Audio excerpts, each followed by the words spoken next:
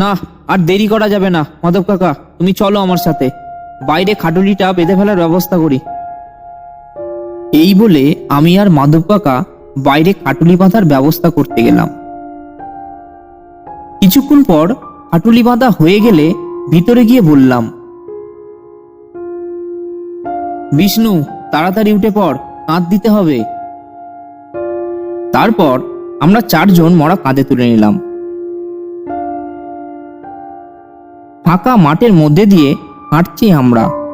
রাস্তা পেছল, বৃষ্টি থেমেছে বটে, কিন্তু আকাশ মেঘের কারণে কালো হয়ে আছে। যে কোনো সময় আবার বৃষ্টি নামতে পারে। পুকুর পাড়ের কাছে যেতেই আবার শুরু হলো তুমুল বৃষ্টি, আর তার সাথে বজ্রপাত। ভোগান্তির শেষ নেই। কোনো রকমে এসে পৌঁছালাম শ্মশানে।